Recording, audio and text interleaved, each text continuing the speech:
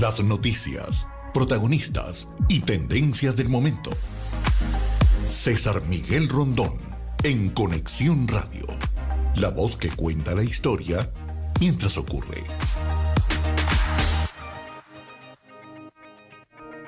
Muy buenos días. Son las 9 en punto de la mañana de este lunes 21 de agosto del año 2023 y en este momento a las 9 ya pasó, 9:01 de la mañana, usted está en la sintonía de En Conexión Radio por Éxitos 107.1 FM, la emisora del sur de Miami.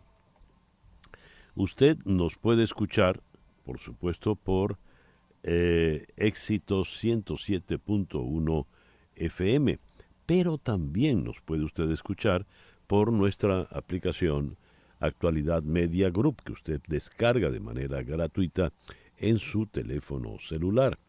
Y si usted entra en éxitos107.com FM, además de escucharnos, nos puede ver. Así que eso va a ser una maravilla. Y ya saludo acá a todos los que nos están viendo. Acuso el recibo de, Edgar Bravo, quien nos saluda desde Madrid, Pepita Sampera desde Houston, Vladimir Díaz desde La Victoria, Estado Aragua, de donde es oriunda la señora Roselena, nuestra querida Chere Ramos Graterol en Caracas, Elías Acevedo en Bogotá, doña María Alicia Sifonte, siempre tan consecuente en Caracas, Carlos Cuevas en Filadelfia, Saeda Bon está en Orlando, Florida, Juan Bautista González desde una Caracas al borde del llanto. Habla de la lluvia, lo pone entre paréntesis, aunque el otro llanto también uno por supuesto, se lo imagina. Muchísimas gracias a todos por acusar la sintonía, mejor dicho, reportarla de En Conexión Radio. En Conexión Radio es una producción de Flor Alicia Anzola para Éxitos 107.1 FM. Muy buenos días, Flor Alicia. Buenos días, César. Buenos días a toda nuestra audiencia, a Laura, a Mariel, Daniel, que trabajan para hacer posible este programa. Y bueno, y a ti, César. Feliz lunes. Gracias. Laura Rodríguez está en la producción general. Muy buenos días, Laura. Muy buenos días y feliz lunes a todos. En Madrid, en la producción informativa, está Mariel Sofía Rodríguez. Buenos días, Mariel Sofía. Saludos, muy buenos días y feliz inicio de semana para todos. Jesús Carreño está en la edición y montaje. Daniel Patiño en los controles. Buenos días, Daniel. Buenos días, César, equipo y a nuestros oyentes. Celebrando lo del Inter de Miami, ¿no? La historia de Inter Miami esta temporada ha sido como escrita por Hollywood antes de la huelga, pero sí, es una historia muy bonita que espero que sea una efeméride para el año que viene. Muy bien. Y hay que celebrar también el triunfo de España. Sí. De España en el también. Mundial Femenino, que estuvo muy, muy emotivo. Primero campeonato también para su país, sí. En la femenina. Y ante el micrófono, quien tiene el gusto de hablarles, César Miguel Rondón. Hoy es el día de San Pío X, Papa, San Agatónico y compañeros. Felicitaciones a Agatónico. Santa Basa y sus tres hijos, San Bonoso de Antioquía y San Ciríaca de Roma. En el calendario astrológico tenemos para el día de hoy a la luna todavía creciente en Libra, luna de paz, luna de armonía, luna para que todas las partes lleguen a acuerdos en los que todas las partes sean beneficiadas. Es la luna de las reconciliaciones, es la luna pues de todo aquello que es positivo. Y a las 7:22 de la noche creciente entrará en Escorpio, pero de Escorpio mejor hablamos mañana. Así que por el día de hoy todas esas maravillas de la luna creciente en Libra, con el sol todavía en Leo. Así estamos en este lunes 21 de agosto del año 2023, según lo que nos dice el calendario astrológico de Enrico Mariani. Cuando reparamos en las efemérides del día de hoy, hoy es el Día Internacional de la Conmemoración y Homenaje a las Víctimas del Terrorismo. El 19 de diciembre del 2017, la Asamblea General de Naciones Unidas decidió conmemorar cada 21 de agosto el Día Internacional de la Conmemoración y Homenaje a las Víctimas del Terrorismo, producto de la inmensa cantidad de atentados que se están presentando en el mundo. Y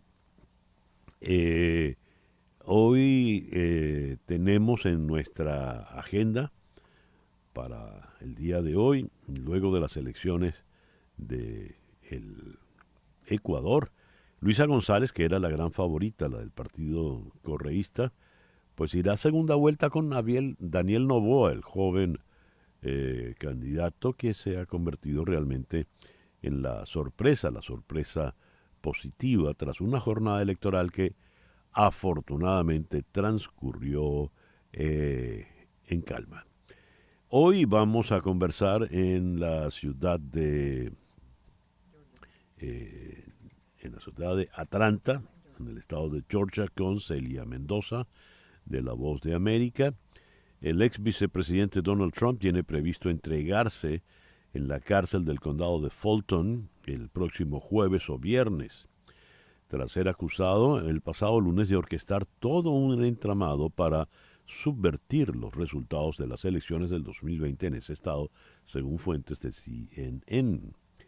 En Caracas vamos a conversar con Joher Contreras, periodista de IPIS Venezuela, el Instituto Prensa y Sociedad. IPIS alerta sobre la suplantación de identidad que afecta a medios de comunicación. En Georgia, regresaremos a la ciudad de Atlanta, vamos a conversar con Julio Saavedra, abogado guatemalteco, catedrático universitario, a propósito de los resultados electorales que tuvimos ayer en Guatemala. El progresista Bernardo Arévalo de León arrasa en las elecciones presidenciales en Guatemala. ¿Qué significa esta victoria? Vamos a conversar en Miami con Antonella González, nuestra muy apreciada periodista deportiva, especialista en fútbol, para con ella, obviamente, hablar de ese maravilloso campeonato mundial de fútbol femenino con el cual se alzó ayer la selección española. Nuestro foro en el día de hoy se lo vamos a dedicar a México y a un tema de mucha violencia, niños sicarios. Esto es horrible. ¿Cuál es la nueva realidad de los menores con la violencia en Ciudad de México? Esto lo vamos a abordar con el periodista José Sánchez Macías y con la politóloga Milka Ramírez, ambos en Ciudad de México. Eso será nuestra agenda para el día de hoy, lunes 21 de agosto del año 2023. Cuando reparamos en las efemérides de este día, el 21 de agosto de 1862 nació en Verona Emilio Salgari, el escritor de aventuras, nada menos que el creador de Sandokan, el tigre de la Malasia, o Sandokan, como le llamábamos en ese entonces. El 21 de agosto de 1940 fue asesinado con un piolet en Ciudad de México, en Coyoacán, León Trotsky, asesinado por Ramón Mercader, comunista español. Se lo clavó justo en la mitad del cráneo y pensando que le iba a ocasionar una muerte instantánea, pues no, clavó el piolet allí y Mercader se levantó pegando gritos, persiguiéndolo. Trotsky, a Mercader. Esto es la trama de la novela El hombre que amaba a los perros. A mi entender es la mejor novela del cubano Leonardo Padura Fuentes, altamente recomendable. El 21 de agosto de 1959, Hawái se convierte oficialmente en el estado número 50 de la Unión de Estados Unidos Americanos. Es el único estado insular, el único estado extracontinental y es el último en que fue admitido. 21 de agosto de 1968, la Unión Soviética ocupa con sus tanques Checoslovaquia. Se termina la primavera de Praga. El 21 de agosto de 1991, en la Unión Soviética se realiza un intento de golpe de Estado contra Mikhail Gorbachev, contra las medidas que éste había avanzado, que éste había venido imponiendo en la antigua Unión Soviética. El 21 de agosto de 1991, Letonia se independiza de la Unión Soviética. 21 de agosto de 1904, en la ciudad de Red Bank, allí en New Jersey, nace James Williams Basie, mejor conocido como El Conde. El 21 de agosto de 1916 nació en México la gran Consuelo Velázquez. Y el 21 de agosto de 1938 nació Kenny Rogers. 9:14 de la mañana, hora de hacer contacto con nuestra muy apreciada y estimada Hani Martínez Ward, abogada de accidentes. Hani, buenos días, ¿cómo estás? Muy buenos días, muy bien. Y bueno, hoy comenzamos con lluvia y Sí. también es el regreso a clase para muchas madres y padres. La semana pasada comenzó, pero todo el mundo ahora me está diciendo de que lo que tomaba 30 minutos el viaje ahora toma 45 minutos y hasta 1 hora. Y por eso, con las lluvias y con el retraso, con la cantidad de tráfico, tenemos que ser pacientes, tenemos que manejar a distancia, salir más temprano de la casa, pero aún con todo eso suceden accidentes. Han habido un incremento de accidentes, por ejemplo, dentro de las comunidades, con peatones, personas cruzando la calle, con carros, bueno, con niños dentro del auto, también por el regreso a clase. Así que queremos recordarle que usted siempre nos puede llamar desde la escena del accidente. Esta llamada es gratis y le vamos a explicar todo lo que tiene que hacer para preservar sus derechos ahí desde la escena del accidente. Hani, me han comentado ayer, particularmente en una reunión familiar, hablando de estas conversaciones que solemos tener, me decían, muy bien, siempre estamos hablando de accidentes en el automóvil, pero ¿qué pasa con el peatón, con el pedestrian? Bueno, los peatones también tienen derecho a hacer un reclamo, o sea, si usted está cruzando la calle y te arrollan, tienes derecho a hacer un reclamo de accidente y bueno, tendrías los mismos derechos que si estás montado dentro de un carro. Lo más importante es llamar desde la escena y hacer el reclamo. ¿Por qué? Porque las evidencias es lo más importante en ese momento. Nosotros siempre hemos puesto aquí testimonio, hablamos de los testimonios más grandes, hemos hablado del testimonio de más de 100 millones de dólares, de compensaciones de $100,000 en adelante, pero ¿a qué se basa eso? Número uno, obviamente las lesiones que tenga la persona, pero número dos, esas evidencias, esos videos, esas fotos, cuando el cliente nos llama desde la escena del accidente, podemos recolectar tanta información que es casi imposible que el seguro pueda pelear un caso fuerte en corte y por eso nosotros terminamos en una negociación. Sin ir a corte podemos negociar el caso usando estas evidencias para obtener la máxima compensación. Así que si usted va de pasajero en un auto, tienes derecho a hacer un reclamo y obtener compensación aunque no estés manejando, aunque no tengas documento.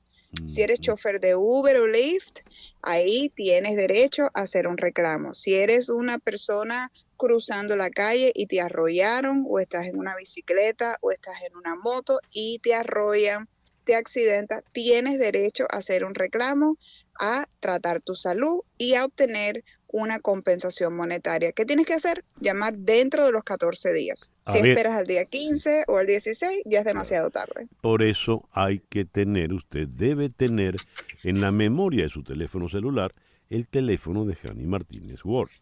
El teléfono es el 855-DOLOR55, 855-DOLOR55, que equivale a 855-365 855-365-6755. Le repito, 855-365-6755. Y la atención de ustedes, Hani, 24/7. 24/7. Mira, esta mañana ya tempranito, como a las 5 de la mañana, fue nuestra primera llamada. Ayer fue a las 12:30 de la noche que una persona regresando a casa. Así que a la hora que usted nos necesite, ya sea a las 5 de la mañana yendo a su trabajo, ya sea en la madrugada, los fines de semana, el sábado, el domingo a las 7 de la mañana, a la hora que ustedes nos necesiten, estamos aquí para brindarle la consejería, el apoyo.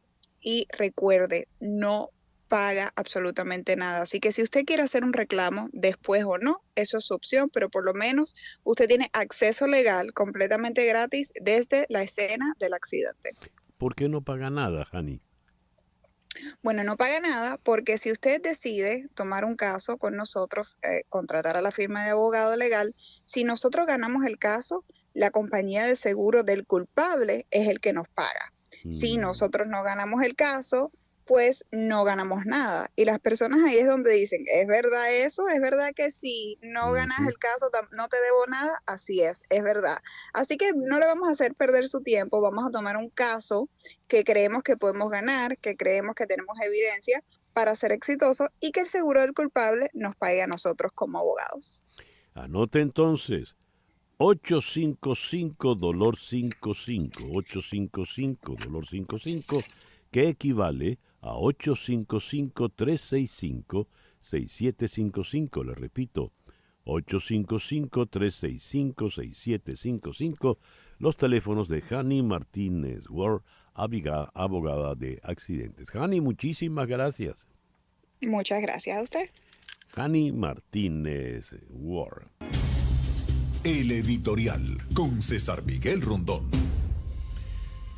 Luego de un cuadro violento que cobró en principio 4 muertes, asesinatos, se dieron las elecciones presidenciales adelantadas en el Ecuador.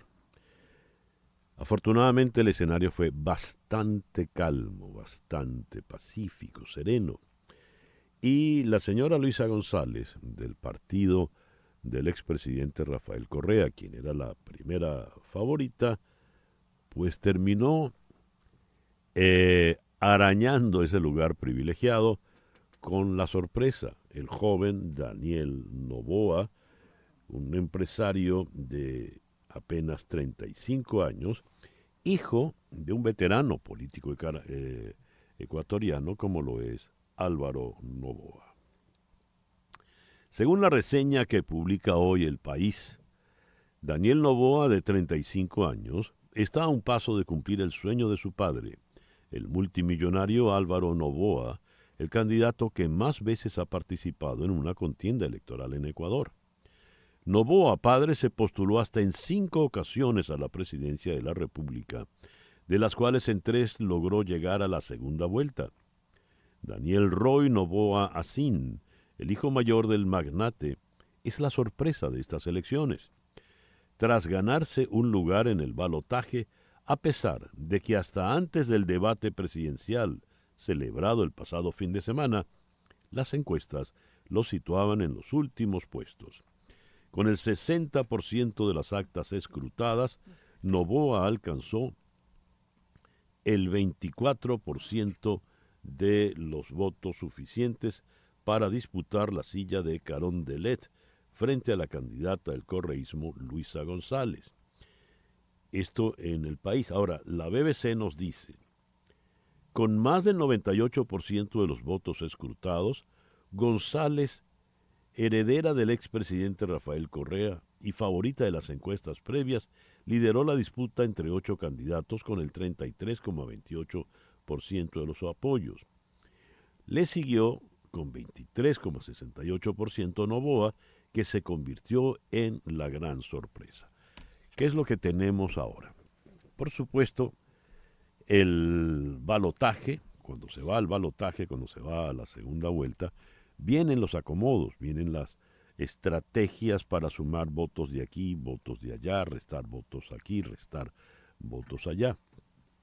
Pero lo interesante es que el joven Novoa no figuraba en pizarra.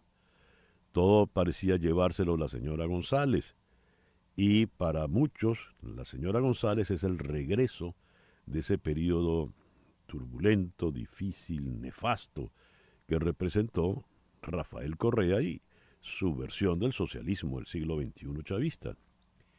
¿Se disipará esa amenaza con el asomo de Novoa en el día de ayer? Veremos.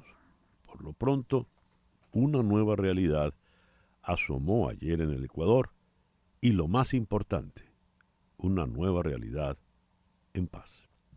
9:23 de la mañana, una pequeña pausa y ya regresamos con las noticias de Estados Unidos, de Venezuela, América Latina y el mundo. Esto es En Conexión Radio, por Éxito 107.1 FM en Miami. Continuamos en breve con César Miguel Rondón, en Conexión Radio, por Éxitos 107.1 FM. Noticias de Estados Unidos, con César Miguel Rondón, en Conexión Radio. ¿Y con qué noticias comenzamos hoy, Flor Alicia? Bueno, César Miguel, el presidente Biden y la primera dama Jill Biden interrumperán sus vacaciones en Lake Tahoe para volar a Maui hoy para reunirse con funcionarios locales, socorristas, sobrevivientes y ver de primera mano los daños. Biden nombrará a Robert Fenton de la FEMA, quien anteriormente se desempeñó como coordinador de respuesta a la viruela del mono de la Casa Blanca, como coordinador de respuesta federal a largo plazo para Maui. La tormenta Hillary llegó a California después de matar al menos a una persona en México. Estados Unidos emitió advertencias de inundaciones catastróficas y potencialmente mortales en el suroeste y México, y tanto California como Nevada declararon estados mortales en el suroeste. Hillary es la primera tormenta tropical que golpea el sur de California en 84 años y se espera que arroje alrededor de 2 años de lluvia en partes de la región generalmente seca. Varios lugares vieron lluvias récord para agosto el domingo, pero la peor parte de la tormenta aún está por venir, según dijo un funcionario en San Diego. Trump no irá a debate. El expresidente Donald Trump tiene la intención de saltarse el miércoles el debate de las primarias presidenciales republicanas en Milwaukee y en su lugar planea publicar una entrevista pregrabada con el expresentador de Fox News, Tucker Carlson, que se dará a conocer esa misma noche, según una persona informada sobre el asunto. Su decisión de no participar en los debates indica que está dirigiendo su atención a las elecciones generales y no las primarias. La perspectiva de su regreso a la Casa Blanca tiene a los aliados de Estados Unidos preocupados.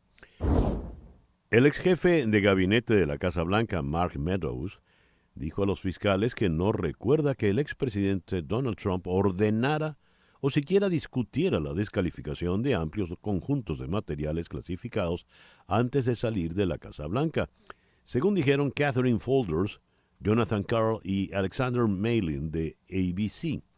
El relato de Meadows contradice la mayor defensa de Donald Trump en el caso de los documentos clasificados de Mar-a-Lago. 9:30.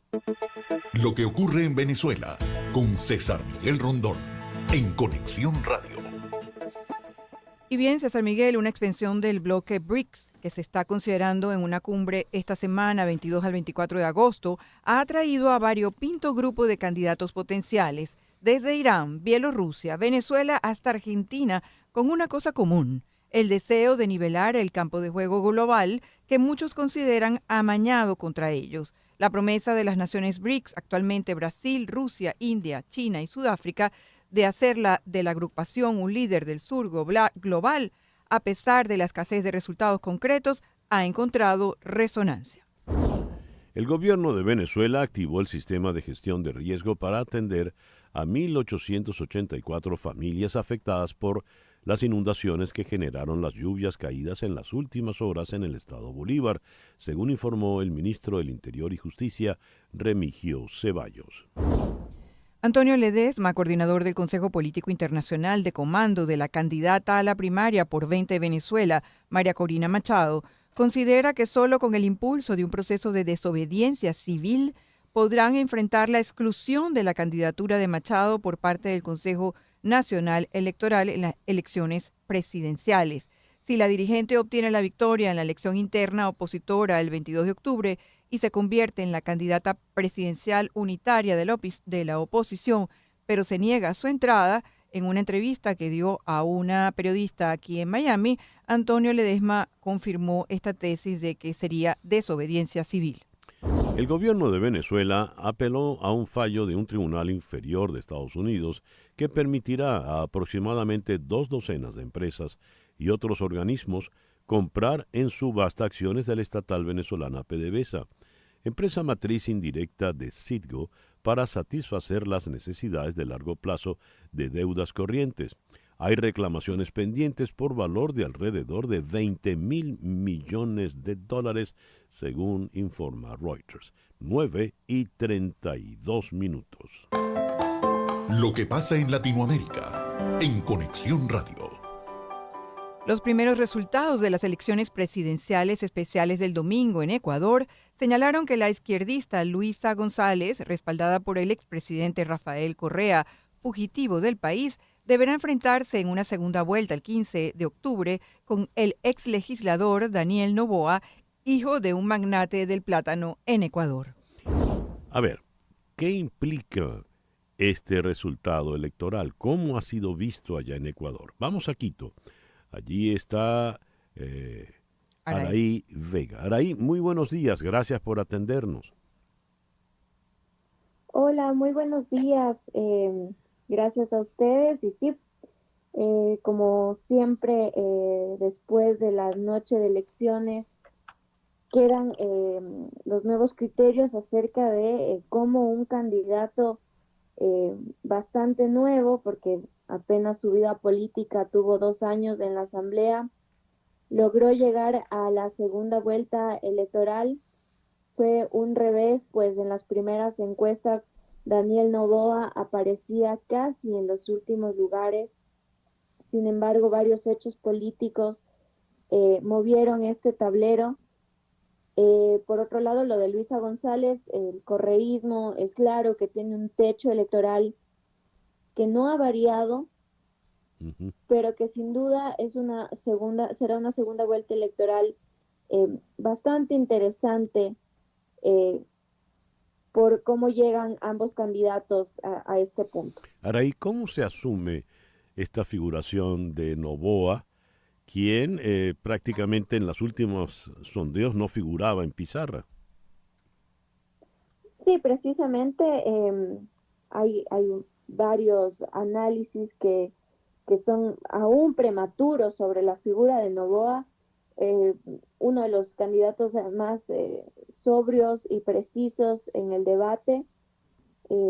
Es, por un lado, alentador saber que el debate electoral, que en los últimos comicios, las últimas elecciones, no tuvo mayor repercusión, esta vez haya podido dar un revés a la figura de Noboa.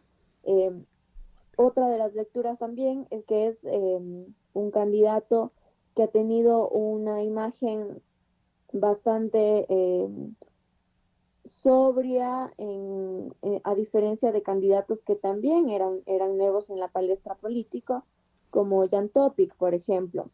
Se repite esta tendencia de votar por lo nuevo, por lo que todavía no ha tenido una vida totalmente política. Como reitero, si bien fue asambleísta, no fue ni siquiera 4 años asambleísta por el tema de la muerte cruzada. Yeah. Así que es una de las primeras lecturas sobre qué tanto ayudó el debate, la preparación que él mostró en cuanto a la sobriedad de sus respuestas y el tecnicismo de sus respuestas también. Además se habla mucho también de cómo fueron los votos hacia quien fue también Fernando Villavicencio, en este caso Cristian Zurita, y no es menor que su movimiento podría constituirse como la segunda fuerza política del país después del correísmo. El tema de la asamblea todavía se está mirando, pero tras la muerte de Fernando Villavicencio, tras el atroz asesinato, hubo un movimiento fuerte del tablero electoral, tanto presidenciable como para los asambleístas. Reitero, el movimiento de Fernando Villavicencio sería ya la segunda fuerza política en la Asamblea Nacional. Araí, muchísimas gracias por estos minutos en la mañana de hoy. Araí Vega, periodista desde Quito. El cruzado anticorrupción guatemalteco Bernardo Arévalo fue votado como presidente este domingo, según mostraron los resultados preliminares. Una victoria que hasta hace poco parecía imposible y que muchos votantes esperan que ponga fin a años de gobiernos perseguidos por acusaciones de corrupción y autoritarismo.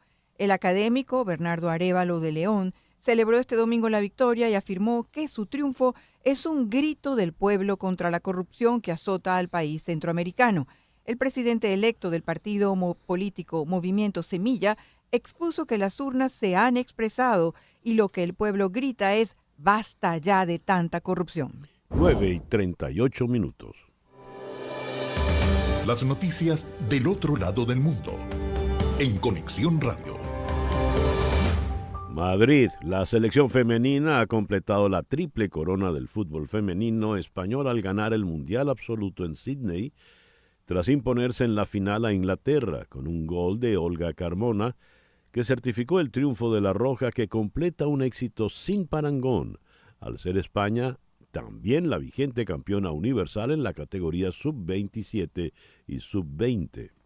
El 30 de octubre del 22, España consiguió su segundo Mundial Sub-17 en Mumbai, donde el cuadro dirigido por Kenio González se impuso en la final a Colombia 1-0 con un autogol de Ana Guzmán. El rey de España inicia las consultas para proponer un candidato a presidente de gobierno.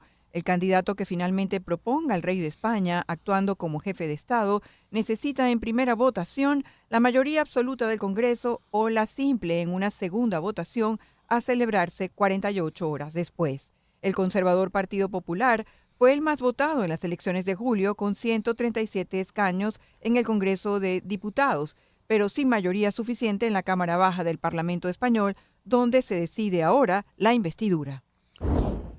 Ciudad del Vaticano, el Papa Francisco está escribiendo una segunda parte de Laudato Si, la encíclica publicada en 2015 sobre la ecología interna y la salvaguarda del medio ambiente, según reveló en una audiencia en el Vaticano. Estoy escribiendo una segunda parte del Laudato Si para actualizarla sobre los problemas del momento, dijo al recibir a una delegación de juristas de los Estados miembros del Consejo de Europa, firmantes del llamamiento de Viena. El robot de aterrizaje ruso, la nave espacial Luna 25, se estrelló contra la Luna después de haber entrado en órbita incontrolada, informó el domingo la agencia espacial del país, Roscosmos. El aparato entró en una órbita impredecible y dejó de existir como resultado de una colisión con la superficie de la Luna. Al menos 743 personas, la mayoría de ellos chiíes, se han declarado en huelga de hambre en una prisión de Bahrein, casi el doble de los que comenzaron a dejar de consumir alimentos hace 3 semanas, en protesta por las condiciones y tratamiento en la cárcel, según informó la ONG Instituto de Bahrein para los Derechos y la Democracia, BIRD. China critica la declaración conjunta de Estados Unidos, Corea del Sur y Japón tras la cumbre de Camp David. Así lo ha anunciado hoy en rueda de prensa el portavoz del Ministerio de Asuntos Exteriores, Wang Wenbin, según el cual los presidentes Joe Biden, John Suk-yeol y el primer ministro Fumio Kishida injuriaron y atacaron a China en temas relacionados con Taiwán y los asuntos marítimos, interfiriendo descaradamente en los asuntos internos de China y sembrando deliberadamente la discordia entre Beijing y sus vecinos. El Ministerio de Seguridad del Estado de China anunció hoy el arresto de un funcionario chino al que acusa de espiar para la Agencia Central de Estadounidense, CIA. Agencia Central de Inteligencia Estadounidense, CIA. Según la cartera, el detenido es un funcionario de 39 años de edad apellidado Hao, que fue reclutado por la CIA mientras estudiaba en Japón. 9:41 de la mañana, una pequeña pausa y ya regresamos en Conexión Radio por Éxito 107.1 FM en Miami. En un momento regresamos con César Miguel Rondón en Conexión Radio por Éxitos 107.1 FM. Leo esta información. Desde que se desató la guerra contra el narco en México, los niños y adolescentes se vinculan con el crimen organizado cada día más rápido. El 90% de las personas recluidas en cárceles mexicanas estuvieron relacionadas con algún delito antes de cumplir, atención, 6 años.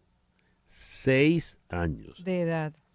Aunado a esto, el crimen organizado recluta a niños y adolescentes cada día más jóvenes y con mayor regularidad desde que se desató la llamada guerra contra el narco. Es en esta realidad donde se desarrollan las infancias en México. Esto es una noticia sin duda dantesca, infernal. Recuerdo que siempre se dijo, a los 7 años el niño tiene ya uso de razón. A los 7 años. A los 6 años el niño es una criatura que no tiene idea de nada. Y a esa edad le está reclutando el narco. Ese va a ser nuestro foro en la mañana de hoy. En Ciudad de México está la politóloga mexicana Milka Ramírez. Milka, muy buenos días. Muchísimas gracias por acompañarnos. Muy buenos días, César, a ti y a toda tu audiencia. Muchas gracias a ti por la invitación. Y también en Ciudad de México está el periodista José Sánchez Macías. José, muy buenos días. Muchísimas gracias por acompañarnos. César, al contrario, gracias a ti por tu tiempo, gracias a tu auditorio y pues le mando un gran abrazo, saludos a todos por allá en cabina. Muy buen día y buen inicio de semana. Gracias.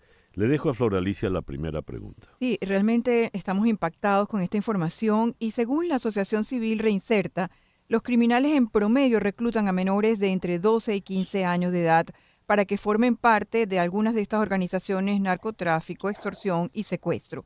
¿Qué información manejas tú al respecto, Milka? Claro, mira, lo que pasa es que tenemos que ver este tema como un asunto multifacético, ¿no? En México hay que entender que hay niños que viven en situación de violencia y es una situación que puede ser violencia doméstica y puede ser la violencia en el que viven bajo su contexto en el lugar donde están radicando. A esto hay que sumarle también el tema de la pobreza, la educación, como otros tantos factores, ¿no? Entonces, si tenemos a un menor que vive en un contexto de violencia doméstica, por decir algo y por iniciar por ahí, ¿no? Y quiere huir de su casa, un atractivo podría ser justo enfilarse en los cárteles mexicanos, ¿no? Otro tema, por ejemplo, el tema de la pobreza. Si tengo un hogar donde no se llega a fin de mes y el vecino, el amigo, porque normalmente son personas, cuando se reclutan, vamos a llamarlo como sin el tema del secuestro, ¿no? Normalmente es el vecino, el amigo quien se acerca y dice, oye, ¿quieres ganar un poco de dinero? Mira, hay una opción. Pues los niños dicen que sí. La otra realidad es la violencia, como les decía, bajo el contexto en el que viven, y son niños secuestrados, levantados por los cárteles y obligados a trabajar en las filas del narcotráfico. Ahora, hay que diferenciar también entre las labores, por ejemplo, de los varones y las niñas. Los niños que son reclutados por los cárteles normalmente, pues son reclutados primero como mensajeros, como narcomenudistas y también como sicarios, dependiendo de pues el tipo de cártel y de las funciones que necesita que desarrollen. En el caso de las niñas son reclutadas pues como mujeres de los narcos, son reclutadas para hacer labores cotidianas, son explotadas sexualmente. Entonces es un problema multifacético, es un problema que tiene que ver con la violencia, con la falta de educación, con la falta de oportunidades, y a esto hay que sumarle también el tema de la narcocultura, porque también es cierto que en México tenemos exaltado hasta cierto punto al narcotráfico con las series, con la música. Y está, por ejemplo, los niños que crecen en violencia, pero porque sus padres, sus familiares ya pertenecen a los cárteles. Entonces, hay niños que ven a sus papás que son sicarios y que siguen los pasos del papá o que son enfilados desde muy chiquitos. Entonces, bueno, es lo que podría abonar en este momento. O sea, es multifacético, abarca muchas aristas y cada condición es distinta, ¿no? Así es. Ahora, Milka, decías, en el caso de los niños, los varones pueden ser, por ejemplo, correos, ¿verdad? De los narcos. En el caso de las niñas pueden ser las mujeres de los narcos. Pero es que estamos hablando de antes de cumplir 6 años. Me gustaría saber la opinión de José Sánchez Macías, periodista. ¿Qué has averiguado al respecto, José? Pues esa es Floralicia, pues querida Milka, te mando un gran abrazo, por cierto, querida Milka, un gran abrazo también, gusto escucharte. Pues mira, además de lo que ya ha dicho Milka, yo quisiera abundar en lo siguiente. Esta, la de los niños, sin duda es una de las tragedias más oscuras que tiene el narcotráfico en nuestro país. ¿Por qué? Porque no solamente está terminando con la vida de seres humanos que apenas tienen, como bien lo decían a la introducción del espacio, entre 3, 6, 12 años, sino además, no solamente se acaba con la vida de estos niños, sino además se está acabando con el futuro de un país. El bono que tiene un país, el futuro que tiene un país, en este caso México, son los jóvenes. Y estos jóvenes, lejos de mantenerlos en las aulas, en los salones de clases, en los parques, jugando, se están enfilando a estas filas del narcotráfico, como ya bien lo explicó Milka Ramírez en sus diversas vertientes. Aquí lo que hay, César Floralicia, es una falta de Estado. Es el Estado, la ausencia total y absoluta del Estado, al proteger y garantizar que estos niños, como lo marca nuestra Constitución, reciban salud, educación y una buena calidad de vida. Cuando Andrés Manuel López Obrador, el actual presidente, llegó como candidato, prometió terminar con con todas estas faltas o necesidades que tienen los jóvenes y que aprovechan los narcotraficantes para llamarlos a sus filas. Hoy, ningún solo programa ha ayudado a estos niños, sumado a la pandemia que los mantuvo dentro de sus casas y que los sacó de las clases prácticamente, y además la narcocultura que también ya explicaba Milka Ramírez, pues ha creado un caldo de cultivo perfecto para que los narcotraficantes y los jóvenes vayan a estos narcotraficantes ante una ausencia de un Estado que no les ha podido subsanar y hacer partícipes de todas las necesidades que tienen estos jóvenes. La narcocultura, César Floralicia, en estados como Sonora, Sinaloa, de donde es el Chapo Guzmán, está arraigada hasta las raíces, vaya la redundancia. Los niños se levantan escuchando narcocorridos, prenden la tele y ven narcoseries, prenden las noticias y ven asesinatos, y luego ven a sus padres que no tienen la capacidad de salir adelante como familia, y encuentran en el narcotráfico la única forma de obtener 1,000, 2,000, 3,000 pesos, que a lo mejor a la postre pueden convertirse en 50,000, pero los meten totalmente en esta inercia del narcotráfico. Eso es lo más triste yo que veo en estos momentos, no solamente por el hecho de meter a niños inocentes, sino además porque se está acabando con el futuro de un país. Estos niños que son asesinados ya fueron truncados, ya no vemos a un doctor, ya no será un ingeniero, una abogada, una ingeniera. Esa es la gran tragedia yo que veo en este tema, que además, bueno, pues nos va a afectar, no estamos viendo ahorita la crueldad, pero nos va a afectar seguramente en próximas generaciones. Así es. Es en realidad una multiplicación de esta tragedia, una exponenciación de esta tragedia. Pero hay un punto que es interesante y quisiera preguntárselo a Milka, y es cómo se reclutan a los niños y qué factor influye en ese proceso de reclutamiento. Me refiero si es tecnología, si son las redes sociales, ¿cómo se da el reclutamiento?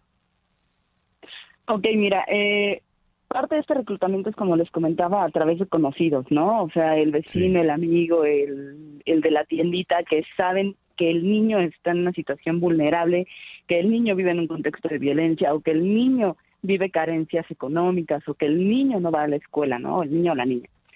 Es cierto, también a través de redes sociales hay personas que contactan a los menores y con engaños, ¿no? ¿Quieres trabajar? Mira, vas a ganar tanto dinero a la semana, al mes. Con engaños tal vez los citan en algún lugar y se los llevan. Y la otra es este tema de desapariciones, que simplemente agarran a los niños, los secuestran y los obligan a trabajar para los cárteles de las drogas, por ejemplo. Vamos a hablar del tema de los niños desaparecidos. ¿Por qué? Porque muchos de estos niños son precisamente obligados, ¿no?, a trabajar para las filas del narcotráfico. Y mire, por ejemplo, Redim maneja la cifra oficial desde 1964, dice que hay 87.436 niños y adolescentes que son reportados como desaparecidos. Esto equivale a una desaparición de 14 menores al día. Dios. Simplemente al día. Entonces, tenemos que entender, y volvemos al tema de la violencia generalizada en el país y al tema de la violencia en lo privado en el caso de los niños, ¿no? También es cierto que es muy fácil y es más práctico para los cárteles reclutar menores de edad. ¿Por qué? Porque no tienen sentencias como los adultos. Es decir, si me agarran a un niño sicario, es más fácil que el juez diga, en 3-5 años ya sales porque no eres castigado como un adulto. Son más maleables, son manipulables. Y para el cártel o para los cárteles, normalmente estos niños son desechables. Son pocos los que logran crecer en la estructura. Y aún así tienen más oportunidades los varones que las niñas, ¿no? De no ser asesinados al final del día. Entonces, son reclutados de 1000 formas, aprovechándose precisamente de las carencias que viven. José Luis mencionaba algo muy importante. José Luis, saludos. Y él decía, hay una falta de gobierno, y es cierto. Por ejemplo, en el caso del Chapo, el Chapo en la zona donde vivía, era incluso exaltado y era cuidado por la misma comunidad, porque el narcotráfico aprovecha las lagunas del gobierno y empieza a tejer redes en la comunidad. Entonces de repente vemos que el narcotráfico reparte despensas, vemos que de repente el narcotráfico reparte juguetes, que hace eventos el Día del Niño, el Día de las Madres, y estos huecos o vacíos o falta de gobernabilidad es donde entra el narcotráfico y los niños empiezan a ver que el narco ya no es tan malo, ¿no? O sea, el narco es una salida viable, el narco está cercano a ellos y el narco está supliendo cosas que el gobierno no está supliendo. Fíjate, hablaba Milka Ramírez, politóloga, y el patrón que acaba de mencionar Milka se asemeja mucho al que en los años 90 manejó, por ejemplo, Pablo Escobar allá en Antioquia, en Colombia. Ahora, José Luis Sánchez Macías hizo una descripción terrible de lo que está aconteciendo. Tan terrible, José Luis, que me dio la impresión de que es un proceso irreversible. A todas estas, ¿qué hay del cero balazos, muchos abrazos del señor? Abrazos y no balazos, dice Andrés Manuel. Bueno, igual, abrazos, no balazos. ¿Qué hay de eso ante esa irreversibilidad que acabas de plantear?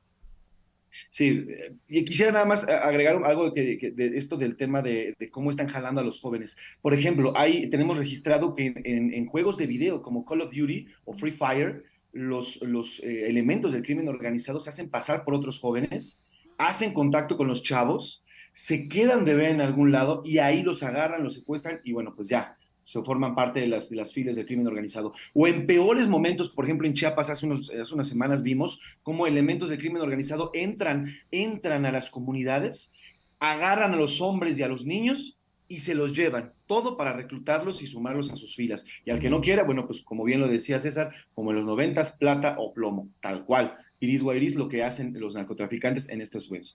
Retomando un poco la pregunta, César, pareciera un panorama oscuro y era lo que justamente platicaba Milka. El tema es cómo se ha metido ya en las raíces de los jóvenes. Hoy los jóvenes escuchan música, seguramente ustedes lo llegaron a escuchar y lo dieron como noticia, el tema de Peso Pluma, por ejemplo, este artista tan importante que se ha consolidado como uno de los más escuchados a nivel mundial, por encima de quien ustedes me quieran decir. Bueno, pues esta música que se escucha a nivel mundial elogia al cártel de Sinaloa, que es el cártel de Joaquín Guzmán Loera. Se la pasa diciendo JGL, que significa Joaquín Guzmán Loera. Y bueno, pues esto los chavos, los chavitos, los niños, en las escuelas lo oyen, lo escuchan. Yo veía en Twitter hace un par de semanas un payasito, que amargamente se quejaba porque los niños, lejos de pedirles canciones para niños, les pedían canciones de Peso Pluma y este tipo de cosas. Entonces, ¿qué significa esto, César, Alicia? Que pues se ha metido ya en la cabeza y en el corazón de los niños. ya no es un tema simplemente que sabemos que existe, sino ya lo ven como una forma de vivir, como una forma de trascender y una forma de ser. Hoy hay niños que si vas a las sierras y les preguntas, no quieren ser doctores, quieren ser Joaquín Guzmán Loera o quieren ser un narcotraficante, porque así han visto que en sus casas, en sus familias, han crecido y han salido adelante. Entonces, ese es el problema. Y el otro lado, César, es que no hay políticas, no hay algo, no hay una estructura o no hay un caminito que ya nos hayan dicho que por ahí podemos salir adelante y podemos sacar adelante. El tema aquí es que ya hay generaciones infectadas por el narcotráfico y como bien saben, pues curar generaciones toma otras generaciones más. Así. Entonces, lamentablemente yo lo estoy viendo así y es como lo vemos muchos mexicanos. Sí. Ya. Quisiera darle la palabra, César Miguel, a Milka, justamente un poco para cerrar después de este fuerte foro que hemos tenido hoy. ¿Cuáles serían esas acciones que podrían tomarse desde la propia política de gobierno y de los partidos políticos y los centros educativos para enfrentar esta realidad?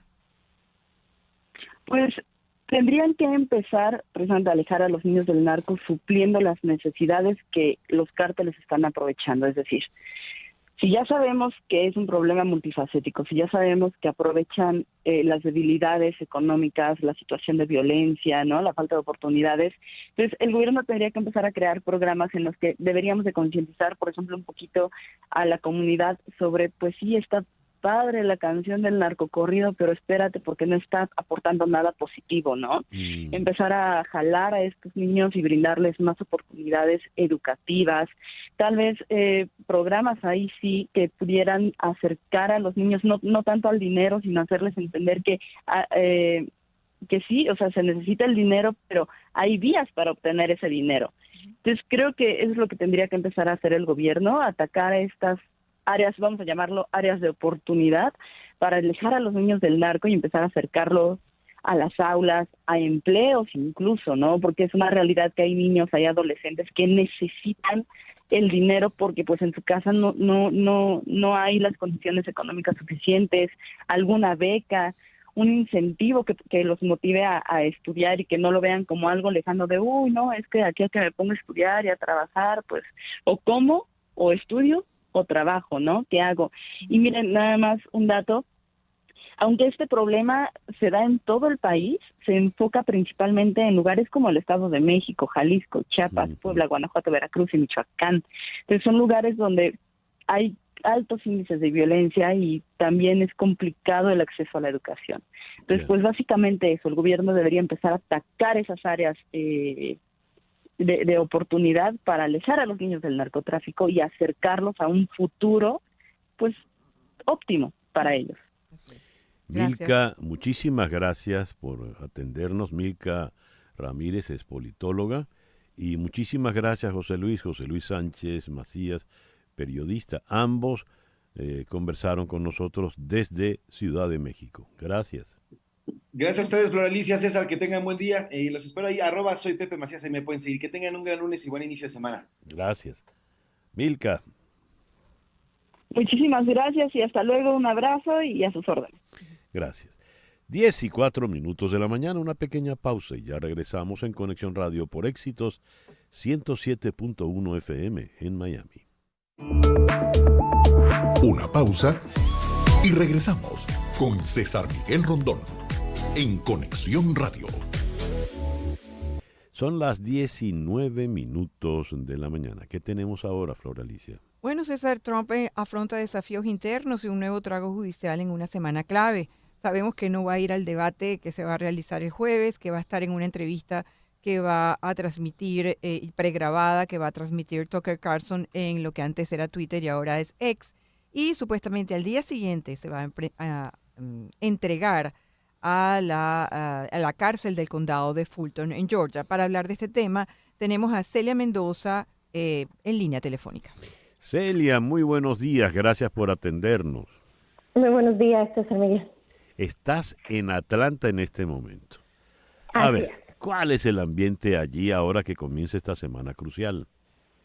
Bueno, realmente se mantiene esta seguridad en el perímetro de la corte, donde los medios de comunicación están acampando de la misma forma que lo están haciendo a las afueras de la cárcel del condado de Fulton, donde se ha fortificado la seguridad con la presencia de unidades de policía adicionales que impiden que los medios y también otras personas que no tengan que estar allí se acerquen a la entrada de esta cárcel. Recordemos que este proceso es distinto a los 3 anteriores que ha llevado Trump, donde se les dio una fecha para presentarse a la corte. Aquí son 19 imputados los cuales están negociando antes de entregarse a la cárcel con la fiscalía los términos de esa entrega, ya que este es un proceso que aquí en Georgia implica primero ir a la cárcel, ser procesado y luego se puede determinar cuándo será la audiencia. Y esta orden de libertad condicional tiene que ser preaprobada por un magistrado y esto obviamente significa que todo tiene que estar listo para que la persona no tenga que quedarse en esa cárcel, que además es una cárcel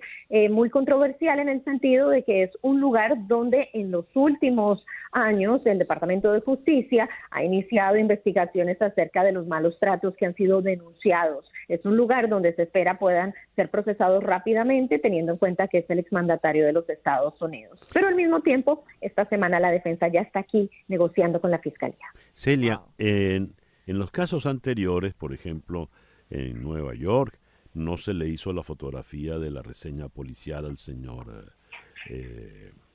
Trump, no se le esposó, no se le dio un trato sin duda muy privilegiado y de cortesía, habida cuenta de su condición. ¿Eso no ocurriría entonces acá en Fulton County con la señora Fannie Willis? Se supone que él sería procesado como cualquier otro acusado. Esta es la información misma que ha dicho el sheriff de esta cárcel. Sin embargo, las cosas podrían cambiar a medida que pasan las horas y en esta negociación que están haciendo con los miembros de la defensa. Este es un caso que es altamente político, al mismo tiempo Donald Trump trabaja con el servicio secreto, sería el primer imputado que tiene servicio secreto a la hora de entregarse, y el tema de la fotografía de registro en las últimas horas ha empezado a ser un tema de debate y no hay certeza ahora si esto podría cambiar. Algo que se ha hecho en el pasado, y esto es algo que posiblemente Donald Trump no tendría que pasar, y es que se les hace una requisa a fondo a las personas que se entregan. Algunos personajes se les ha permitido no hacerla debido a quienes son, y en este caso no solo sería Donald Trump, pero estamos hablando de gente como el exalcalde de Nueva York, Rudy Giuliani, o Mark Meadows, quien era el jefe de gabinete de Donald Trump. Así que estamos pendientes de la confirmación de si esto sucedería. Ahora, César Miguel, aquí tenemos algo que no ha sucedido en las otras 3 jurisdicciones y es la posibilidad, y lo vimos con la entrega de los documentos del gran jurado, todo ha sido televisado. Hemos visto paso a paso cada movimiento. Ahora, eso no sucederá en la cárcel, eso lo tenemos claro, pero a la hora de llegar a un juicio, este sería el primero de los juicios en los que se podría permitir cámaras dentro de la corte. Es permitido, el juez tendría que determinar eso, pero hay una presión enorme del público para que haya transparencia, a pesar de lo que significa para el juez que dirija este juicio y también para los miembros del jurado la posibilidad de convertirse en objeto de amenaza. Tengo una pregunta para ti, Celia. ¿Los otros 18 imputados también van a presentarse ante la cárcel de Fulton? Es decir, ¿se van a ver las caras estas 19 personas? Lo pueden hacer en cualquier momento. La cárcel está abierta 24 horas, 7 días a la semana, y las personas pueden entregarse cuando lo deseen después de que organicen su trabajo con la fiscalía. No sabemos si lo harán al mismo tiempo, no se sabe cuándo lo estén manejando, de qué forma se esté haciendo. Sabemos que hasta esta hora ninguno de los acusados de ese grupo se han entregado, pero lo tienen que hacer antes del viernes 25 de agosto al mediodía. Celia, ¿ha seguido la pista de todos y cada uno de estos innumerables casos de esta andanada de acoso judicial contra el señor Trump? A tu entender, que le ha seguido la pista a todo esto, este caso puntual de Fulton County, ¿cuánta envergadura tiene? ¿Cuán importante es?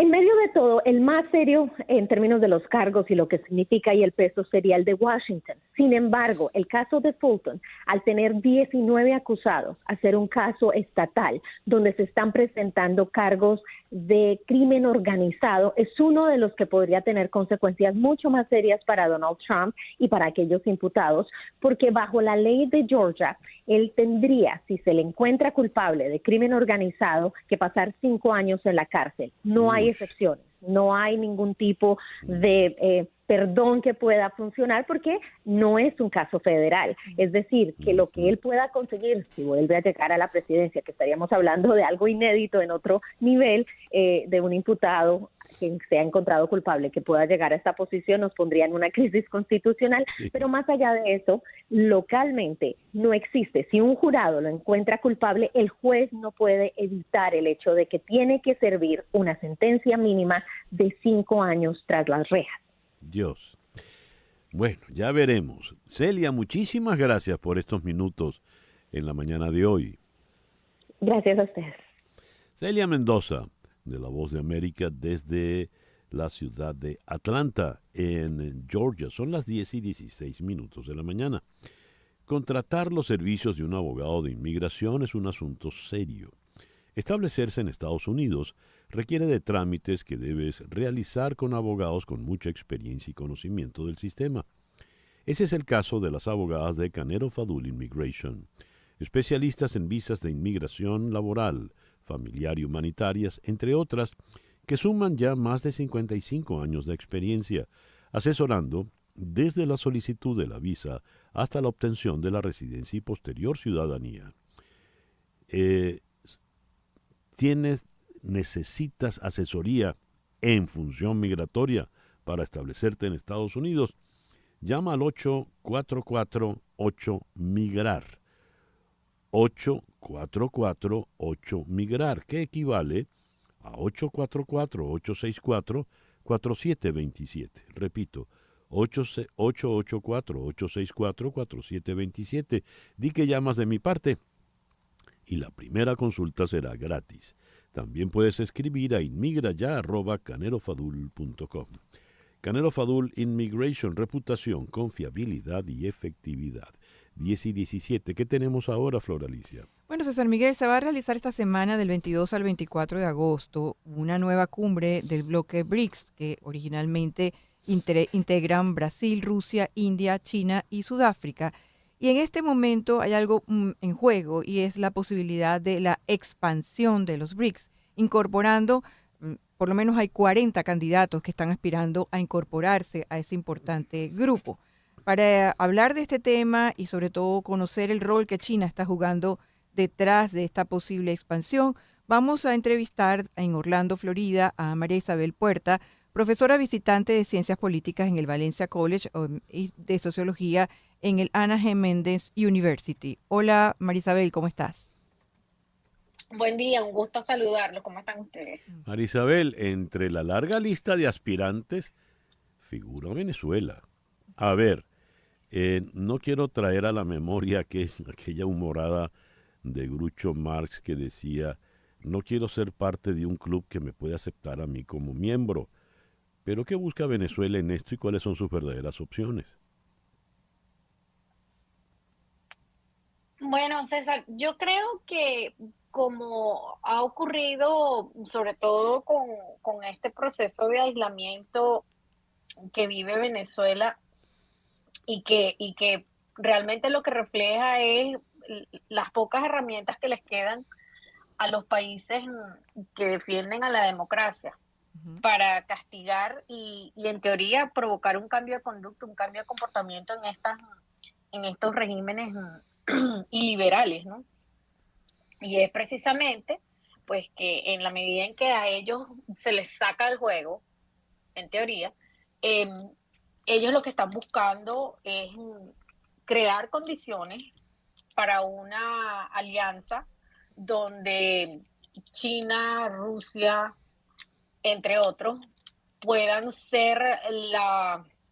ejercer un liderazgo que ellos venden como una alternativa al liderazgo de las democracias occidentales y por supuesto de las potencias que controlan en teoría el juego político a nivel mundial. Entonces, esa es la intención, ya que no puedo ser parte de este grupo por razones políticas, por las características de los regímenes políticos, caso de Cuba, Venezuela, Nicaragua, y otros que también aspiran a integrar esa lista de regímenes iliberales, que no son solamente de izquierda, porque veamos el caso de El Salvador. Ese es el camino, ¿no? Vamos a crear condiciones distintas a las tradicionales, a las que han acompañado a estas naciones que, dicho sea de paso, si bien entendemos que están atravesando por crisis, por ejemplo en el caso de los Estados Unidos, democracias que están siendo puestas a prueba, no es menos cierto que siguen teniendo cierta autoridad moral, además de poderío económico. Cosa que en el caso chino estamos viendo que si bien no es un asunto resuelto, China está atravesando por un periodo de inestabilidad económica y eso a todas luces va a afectar el bloque porque Rusia tampoco tiene en estos momentos una situación fácil, no solamente por la guerra, sino por su propia economía. Marisabel, te quería preguntar, y ya como pregunta de cierre, también el peso de Irán en este grupo que está presionando para entrar. Y acaba de salir una noticia en donde vemos que China e Irán se prometieron cooperación justo antes de la cumbre de los BRIC. Firmaron un acuerdo de cooperación estratégica de $400 mil millones hace 2 años y China también ayudó a romper un acuerdo entre Irán y Arabia Saudita. Sí, eso es lo que estamos viendo, que se están produciendo acercamientos precisamente amparados en esa aspiración de lograr conformar un bloque lo suficientemente fuerte como para retar a lo que conocemos como el sistema de democracias occidentales y los principios que éstas intentan preservar. Entonces, lo que estamos viendo en algunos casos como ese es que se están dando unas alianzas y se están gestando unos reacomodos que pudieran ser difíciles en teoría en el corto y mediano plazo, sobre todo entendiendo de lo que estamos hablando y de cara a la situación que se está viviendo por aquel lado del mundo. Yo diría que estas alianzas lo que están es privilegiando una narrativa que es profundamente antidemocrática y que a estos países que todavía entienden que la defensa de la democracia es importante, se les va a hacer muy difícil evitar llegar a un momento de confrontación que no va a ser resuelto solamente por la vía de las sanciones. Qué delicado esto que acabas de comentar, Marisabel. Qué delicado. Sí. Gracias por atendernos, Marisabel. Un gusto como siempre. Saludos. Marisabel Puerta Arriera es doctora en Ciencias Políticas, profesora en Valencia College en Orlando. 10:24 de la mañana. Una pequeña pausa y ya regresamos en Conexión Radio por Éxito 107.1 FM en Miami. Una pausa y regresamos con César Miguel Rondón en Conexión Radio. 10:28 de la mañana. ¿Qué tenemos ahora, Flor Alicia? Bueno, una realidad que estaba ocurriendo básicamente en grupos de WhatsApp de periodistas y de medios de comunicación. Estoy hablando de Radio Fe y Alegría, Correo del Orinoco, ¿Qué pasa Venezuela?, Venezuela al Minuto, Noticia y Punto y Red Digital Noticias. Todos ellos se vieron afectados por hackeos en sus cuentas de WhatsApp de grupo y es una realidad que está atendiendo con mucha atención el Instituto Prensa y Sociedad de Venezuela. Tenemos en línea telefónica a Joger Contreras, periodista y coordinador del monitoreo de alertas justamente de esa organización. Buenos días, querido Joger, ¿cómo estás? Buenos días, Joger. Señora Alicia, César, buen día, ¿cómo están? Saludos para ustedes y toda su audiencia. ¿De qué estamos hablando, Joger? Bueno, esta realidad de la suplantación de identidad se está volviendo cada vez más recurrente en Venezuela. No es secreto que aún en medio de la realidad que viven los medios de comunicación con los bloqueos por las principales operadoras o prestadoras del servicio de Internet, muchas de ellas han recurrido a crear grupos y canales de difusión a través de WhatsApp, donde están presentes personas de las comunidades, personas a nivel nacional e incluso muchos migrantes, ¿no? Es por estos espacios donde los medios tratan de tener un vínculo más cercano con las audiencias, donde comparten de forma periódica las informaciones que publican en sus portales web y a través de sus diversas plataformas de comunicación. Y se ha venido presentando una evolución de cómo hackers o personas malintencionadas buscan la forma de hacerse con nuevas cuentas de WhatsApp, con la intención de no solo robar información, sino intentar hacerse con otros mecanismos, ¿no? Claro. No es secreto que los grupos de WhatsApp donde participan, una persona puede estar dentro de un grupo de WhatsApp y puede saber que tantas otras personas forman parte de esta comunidad, aun cuando no se pueda compartir información, ¿no? Claro, ahora fíjate, es importante explicarle a la audiencia porque evidentemente nosotros, por ejemplo, tenemos un propio grupo de noticias que se envían a través del WhatsApp de todo el trabajo que hace César, que hacemos en radio y en televisión, y es un grupo activo en el sentido de que, bueno, la gente recibe por allí la información y la comparte y la distribuye. Y también allí hubo en una oportunidad un intento de robar esa cuenta. No llegó a ocurrir porque lo captamos justamente antes de que terminara de ocurrir. Me gustaría que explicaras cómo suplantan la identidad los hackers.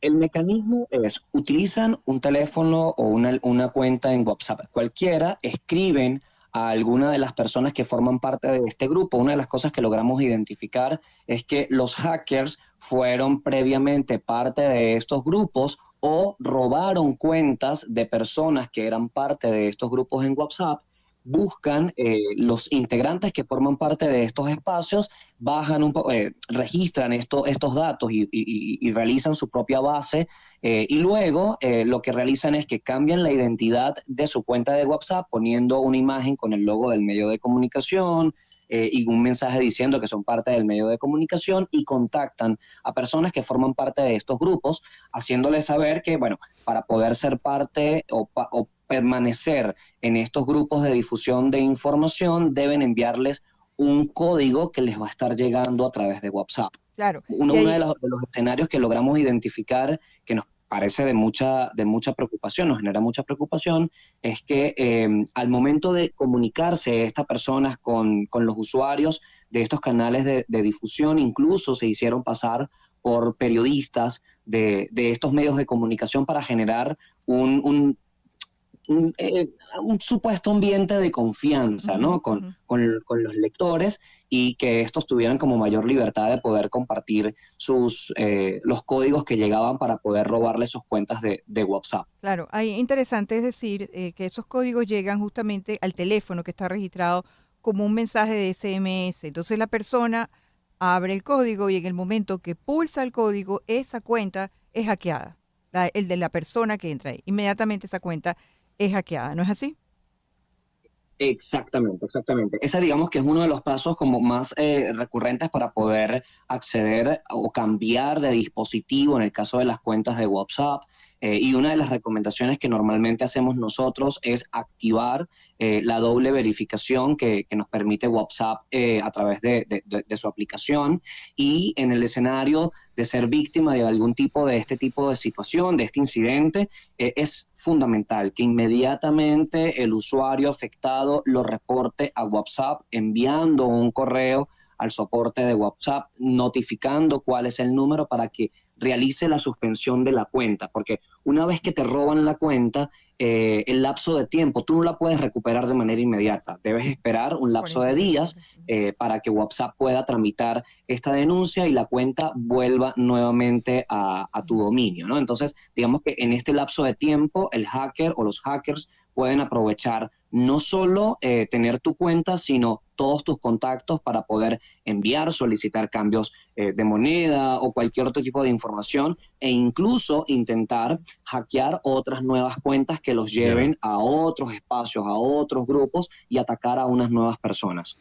A estar alertas, pues. Sí, señor. Importantísimo. Estaba diciendo Laura que fue una de las víctimas, una compañera aquí del estudio, productora de este espacio, fue víctima de un hackeo, que es bien importante tener verificado el segundo paso, los 2 pasos de verificación, porque si no lo tienes a la hora de tratar de recuperar tu cuenta, te vas a tardar mucho más. O sea, que lo que más conveniente para todo usuario de WhatsApp es generar ese segundo paso de verificación ya activado desde ahora.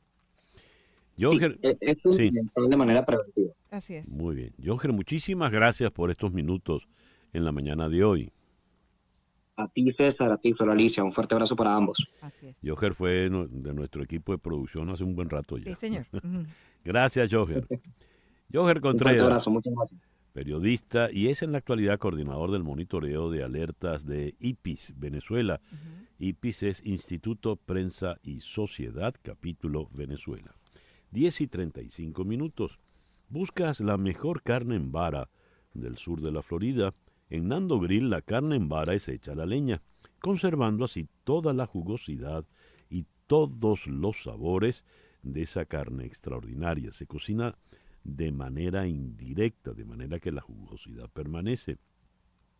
Y la acompañan con un condumio, un contorno extraordinario. Inevitable ver a Daniel. Chicharrón. Salivando. Chicharrón. Chorizo. Morcilla. Cachapas.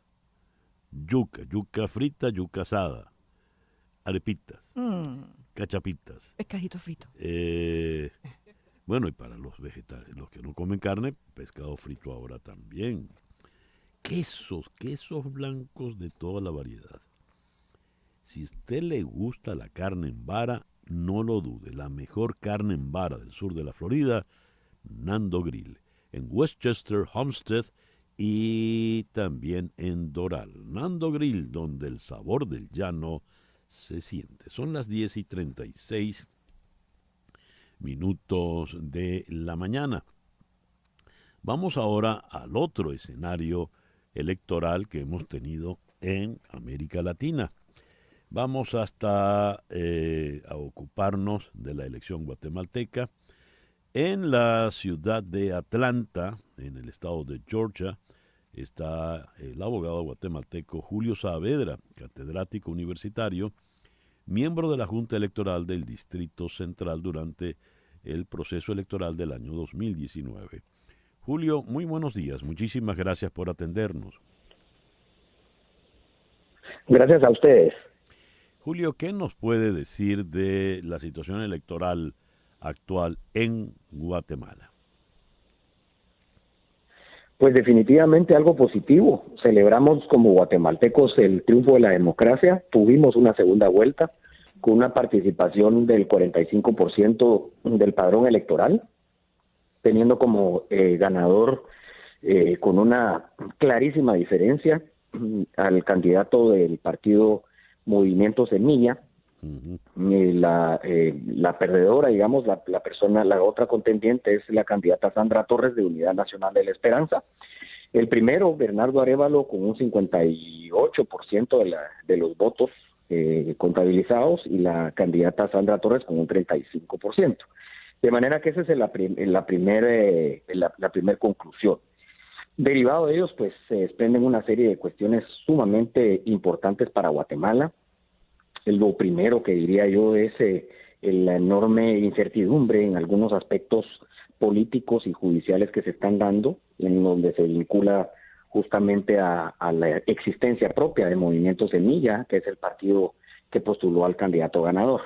Entonces ese es uno de los temas. El otro tema también importante es cuáles van a ser los siguientes pasos que tendrá que dar el candidato presidencial para poder cumplir con todas las promesas de campaña. De manera que el escenario político de lo que se viene es sumamente importante, y estamos como guatemaltecos a la expectativa de qué es lo que sucederá, especialmente en defensa de nuestra institucionalidad, ¿verdad? A ver, es quienes no conocen el escenario, el cuadro político, la conformación del cuadro político guatemalteco, ¿qué representa Bernardo Arévalo de León frente a la ex primera dama Sandra Torres? Bueno, lo primero que hay que decir para contestar esa pregunta es que ambos partidos políticos se ubican en el espectro del centro hacia la izquierda, en el espectro político, de manera que los dos pues ofrecen una serie de cuestiones enfocadas a fortalecer el rol del Estado en la sociedad. Pero hay diferencias importantes. La primera de ellas, Sandra Torres es una política experimentadísima, con más de una década de participación importante en el escenario político guatemalteco, y Bernardo Arévalo pues es una persona que tiene unos 5 años de estar en la política nacional, y entonces su oferta va más enfocada a hacer cambios, pero en especial a atacar la corrupción del país. Sandra Torres va más enfocada a buscar transferencias condicionadas, a hablarle a su electorado de centro izquierda, que espera un papel más asistencial de parte del gobierno para ayudar a la gente que está en pobreza y en extrema pobreza. Bernardo Arévalo es más estructural, él lo que busca más bien es atacar corrupción y a partir de ahí buscar ciertas reformas. Pero hay un dato importante de Bernardo Arévalo. Bernardo Arévalo se ha posicionado durante su campaña como opuesto y como enemigo de las prácticas corruptas de la iniciativa privada. Y esto es un tema que ha sido capitalizado, o que fue capitalizado por Sandra Torres, aunque no le alcanzó, para confrontarlo respecto de la iniciativa privada. Y entonces esa es una segunda diferencia, el rol que cada uno espera de los empresarios. Sandra Torres más bien negociar, acercarlos, tenerlos siempre presentes. Bernardo Arévalo no. Incluso el partido Movimiento Semilla ha propugnado porque la iniciativa privada deje de participar en las juntas directivas de entidades estatales, más de 50, en donde la iniciativa privada organizada participa. Entonces son mensajes que los diferencian, pero al final ambos, como conclusión, ambos son partidos de centro izquierda. Ya. Julio, muchísimas gracias por estos minutos en la mañana de hoy. Con mucho gusto. Julio Saavedra es abogado guatemalteco, nos habló desde la ciudad de Atlanta, en Georgia. 10:41 de la mañana, una pequeña pausa y ya regresamos en Conexión Radio por Éxito 107.1 FM en Miami. En un momento regresamos con César Miguel Rondón en Conexión Radio por Éxitos 107.1 FM. Los días domingo, en especial para los madrugadores de lunes a viernes, es un día para levantarse tarde, ¿verdad? Para dormir un rato más. Pero hay excepciones de excepciones. Y ayer domingo 20 fue una de esas. Ayer, desde muy tempranito, desde mucho antes de las 6, estábamos ya sintonizando para ver el juego que nos llegaría desde las antípodas del planeta, desde Sydney, en Australia, donde se jugaría la mundial del campeonato de fútbol femenino entre España e Inglaterra, donde se alzó campeona mundial la primera. Vamos a conversar aquí en Miami con la periodista deportiva Antonella González. Antonella, muy buenos días, gracias por atendernos. Hola César, un placer compartir contigo este espacio y ya no tenemos que madrugar más. Fue un mes de madrugonazos, un mes disfrutando de un mundial femenino espectacular que sin duda alguna nos dejará mucho en la evolución de su fútbol, en la exposición, en la cantidad de personas involucradas que dijeron presente, con un trabajo espectacular en el departamento y entre los países de Australia y Nueva Zelanda para contagiar a su gente de lo bonito del significado del fútbol femenino y por supuesto del buen fútbol mostrado en este mundial, donde se ampliaron a selecciones a 32 y donde se demostró que las selecciones a nivel mundial se siguen preparando con muy buen fútbol para hacer que el deporte sea importante, tanto en el masculino como en el femenino, y bueno, con la ratificación de la selección española de que los procesos, cuando se cumplen, pues tienen su recompensa, son campeonas en la categoría sub-17, en la categoría sub-20, y ahora se convierten en las campeonas mundiales de la categoría mayor, con un muy buen fútbol a nivel colectivo, y venciendo a la que era favorita en papeles antes de comenzar el Mundial a llevarse el premio, como lo es la selección de Inglaterra. A ver, ¿qué te pareció el juego de ayer, Antonella? A mí me encantó la propuesta de ambas selecciones, un partido muy reñido de ambos lados, un partido muy físico, un partido con muy buena propuesta, pero donde España yo siento que nunca perdió su identidad. A mí lo que me encantó de esta selección española es que desde el comienzo pues mostraron la identidad de darle cariño a la pelota, de tener la posesión, de controlar el partido y de que cuando tenían que usar la verticalidad y la ofensiva en los pies de Salma Paragüello, de Olga Carmona que termina marcando ese golazo, pues podían ser diferentes en el juego y por eso llega el gol de Olga Carmona que después pudieron controlar y mantenerse muy bien defensivamente para evitar el juego ofensivo de Inglaterra, que estuvo hasta el final, y dieron más de 10 minutos de reposición y estuvieron hasta el final con muchas oportunidades de empatar, pero bueno, España más que merecido con este campeonato mundial, y a mí me gusta porque recordemos al principio del mundial que perdió por goleada ante Japón, y decíamos que como que bueno, se le ven las falencias al equipo español, pero sin duda alguna esa derrota fue un llamado a tierra para las jugadoras y para el seleccionador de empezar a hacer las cosas bien, de cuidar mucho más la defensa, y eso es lo que hicieron después en el campeonato. Antonella, ¿qué tanta crítica hubo con la Federación Española de Fútbol Femenino?